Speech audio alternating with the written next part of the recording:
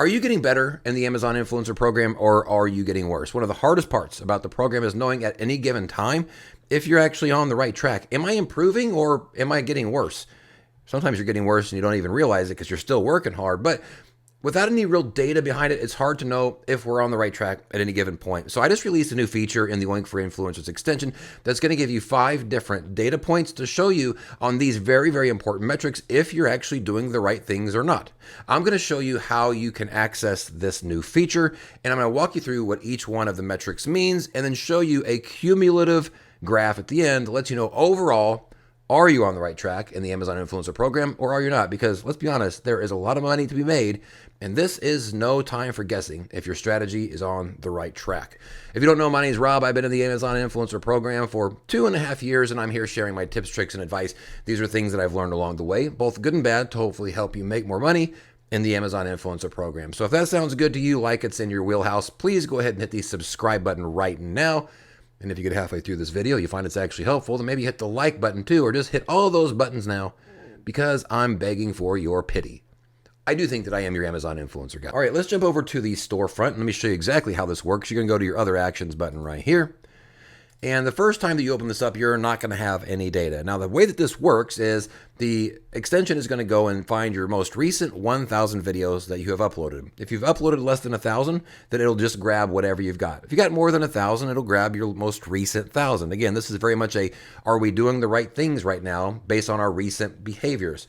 And then it's going to take those 1,000 videos, it's going to take the ASINs you have tagged, and it's going to check it to see if they have upper carousels. If they do, how many influencer videos are in those upper carousels? It's going to pull the sales data. It's going to pull when did you upload these videos to give us this set of data that we see here. Now, one thing worth mentioning here is that whenever you're running this process, it can take just slightly over an hour if you have more than 1,000 videos because it's doing multiple different calls to Amazon, and I slowed them all down to keep ourselves from getting throttled. So what I would recommend that you do whenever you are running this process is run it before you go to bed. And probably just like once a week, especially if you're uploading a lot of videos. And to be honest, maybe like once a month. It doesn't have to be something you run that often, but because it is quite labor intensive to get all of the information together to put these graphs together, just don't run it during the day. And if you do, don't run other stuff at the exact same time. I just recommend you do this at night before you go to bed and let it take its full hour or whatever and let it take its time to put together your data. That way, whenever you wake up in the morning, it's ready to go and show you exactly where you stand in the program. Now, let me go through and give you a quick breakdown of what each one of these graphs mean. So here is upload velocity. This is over the course of these 1,000 videos. What was your upload velocity? When did you do more uploading and when were you dropping off in your overall downloading, right? So again, out of your last 1,000 videos, and gives you a metric you can see here. I have dropped down pretty significantly and I've started to come back up as of late. What you want to always be doing here is obviously increasing, right? You want your upload velocity to be going up. You want to be uploading more and more all the time. You can also hover over these tool tips here to see an explanation, and you can actually click the graph if you wanted to see it up close and personal. The average product price, of course, talks about each of your ASINs. What is it currently priced and what is your trend as far as price? Obviously, we want this to continue to go up as well. Pretty self-explanatory as that goes. You can also click on this one here again. The average monthly sales, how many units is this moving per month per the product listing on Amazon? When it says 100 sold in the last month or 1,000 sold in the last month, that's what this is. Obviously, we want to see this number go up too, right? We want to see our monthly sales for each product we've tagged increase. You can see here, I am not doing very well lately, but again, you can click on this and kind of take a look. The percentage of ASINs with upper carousels, one of the things I've talked about a lot is we want to continue to focus on products that have an upper carousel. If you're relying on a lower carousel, you're hoping that people will scroll down the page randomly and find your video if you're even down there. So targeting products that have an upper carousel is always something we need to be focusing on. And so this gives us an idea of, are we getting better at that? How often do our products have an upper carousel or not? So we want that to always be increasing.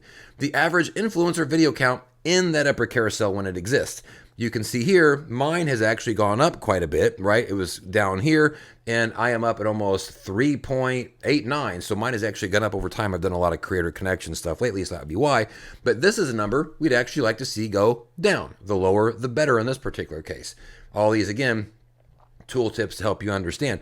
Now, the combined performance score, this is actually a cumulative score based off of all 5 of those metrics combined with weight given to different categories that, well, I chose because I thought what was most important versus least important. And it gives you an overall trend of, are you doing the right thing? We're not getting too into the weeds here. This is just a general, like, am I on the right track? Yes or no.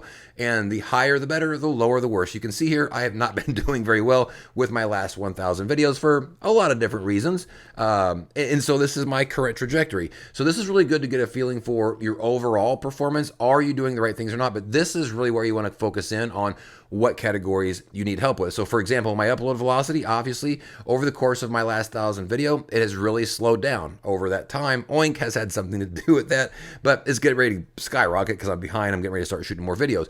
The average product price, I'm actually pretty happy with this overall. I mean, I'm right now currently higher than I was 1,000 videos ago, and pretty significantly in this case, but obviously I want to make sure to turn this trend around and try to target some better priced products.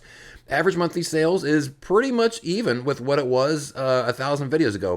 1,000 units, 1,100, so slightly up. Obviously, we want to see that one go up there. The percentage of my videos with upper carousels, I was at 83%, so almost 8 out of 10. Now I'm around 77, so 7.7. So not too far off there, but of course, we want to see that number go up. This is a big problem for me. This means I'm targeting and participating with products that are oversaturated. Again, Creator Connections has a lot to do with that. So I need to be working and focusing on this and my upload velocity as well. And also probably my monthly sales. This here and this here really should have been better, and they're just simply not. I don't have any current metrics that are really good other than the product price, which explains why the cumulative is down here. But again, this is one of the hardest parts about the program, is knowing at any particular point if you're doing the right things, and if not, which things do I need to improve on? And this helps us to pinpoint exactly what those things are. Because what we don't want to do is spend time trying to fix things that aren't broken. Right? In this particular case, if I didn't know my average product price was actually doing quite well, I might think this is something I need to be paying attention to. It's not, which allows me to then spend that energy and effort and whatever looking at other things to be able to fix them.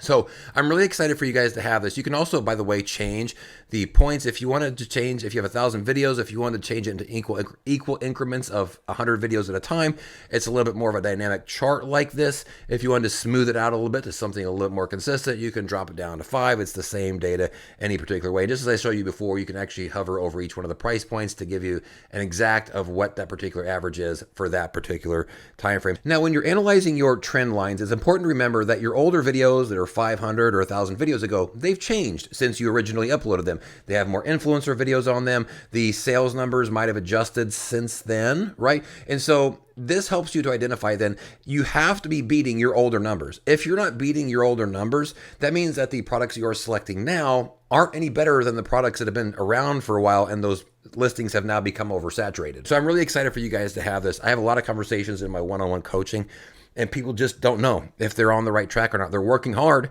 but they don't know if they're working on the right things. This helps put you in the direction of what the things are that matter and let you know which things it is that you need to be working on. And maybe it's all of it, but maybe it's only a couple, and this is going to help you get better in the Amazon Influencer program as an Amazon influencer. Now, if you are an Amazon influencer and you don't have the Oink for Influencers extension, I'll put a link in the description down below. You can go and download that from Google now. Again, this is a pro subscriber feature. Thank you to my subscribers to the extension. Hopefully this helps to take you up another level.